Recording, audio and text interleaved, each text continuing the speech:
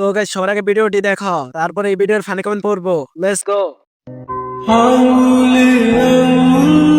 রমজান, হ্যাঁ বাবা। তুই কি সিগারেট খাস? না বাবা। সত্যি করে বল। কসম আব্বা, আমি সিগারেট খাই না।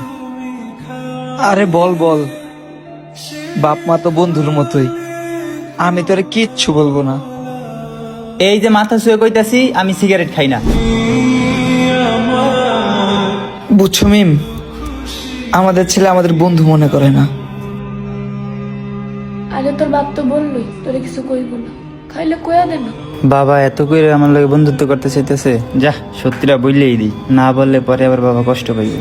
পাপা আমি মাঝে মাঝে সিগারেট একটু একটু খাই। এটাই শুনতে চাইছিলাম।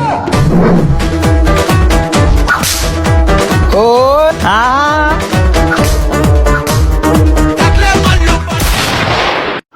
চলো শুরু করা যাক। প্রথমে ভাবছিলাম মিয়া খলিফা,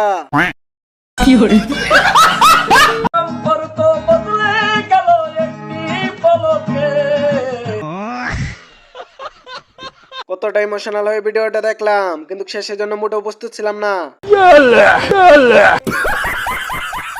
চোখ দিয়ে পানি পরে নাক দিয়ে ঢুকে গেছে।